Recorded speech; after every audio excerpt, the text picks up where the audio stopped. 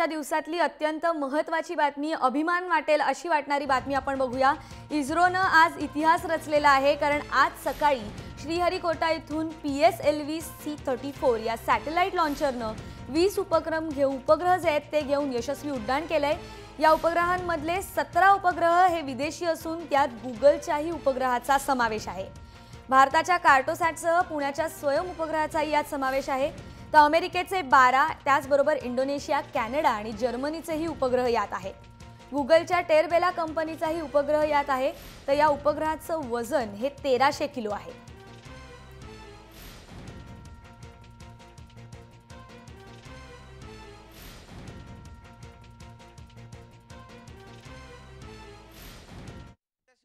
आणखीन एक मानाचा तुरा रोवला गेला आहे, तो म्हणजे जो स्वयं उपग्रह जो आहे तो यशस्वीरित्या त्याचं प्रक्षेपण झालेलं आहे। ते आपल्या सोबत आहेत ज्यांनी हा उपग्रह बनवलेला होता।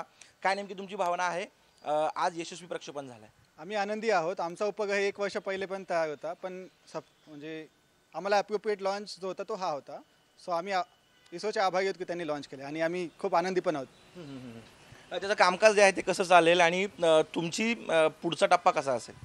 आता सॅटेलाइट तर लॉन्च झाला आहे। सो मेन गोष्ट आहे ती सॅटेलाइटला ट्रॅक करणं, जे आम्ही आमच्या कॉलेजमध्ये एस्टॅब्लिश केलेल्या ग्राउंड स्टेशनवर करणार आहे।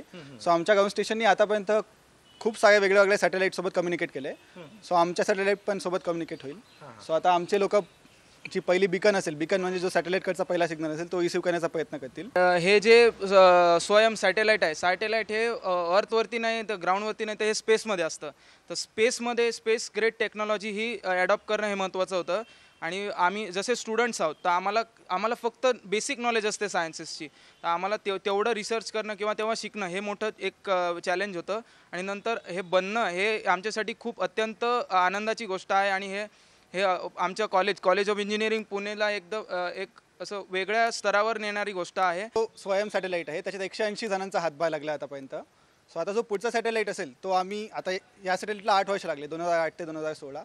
पुढचा सॅटेलाइट आमचा प्लॅन असा आहे की पुढच्या 3-4 वर्षात तयार होईल। सो तो सॅटेलाइट त्याला फंडिंग भेटलं इस्रोच्या रिस्पॉन्स प्रोग्रामकडनं 20.6 लाखचं, जी खूप मोठी गोष्ट आहे। टप्पा तर यशस्वी पार केलेला आहे, आणखीन दुसरा टप्पा त्यांना पार करायचा आहे आणि त्यासाठी इस्रोनं आर्थिक मदतीचा हात सुद्धा पुढे केलेला आहे। मात्र सगळ्यात आनंदाची बाब आणि सामान्य पुणेकरांसाठी आणि तमाम मराठी माणसासाठी ही आनंदाची बाब म्हणावी लागेल की एका विद्यार्थ्यांनी तयार केलेला हा उपग्रह यशस्वी त्याचं प्रक्षेपण झालेलं आहे। आणि अपेक्षा करूयात की पुढचं कामकाज त्याचं व्यवस्थित होईल आणि या विद्यार्थ्यांच्या बुद्धिमत्तेला आणखीन चालना मिळण्यास मदत होईल। निकेतन मानेसह अमोल कविटकर, जय महाराष्ट्र, पुणे।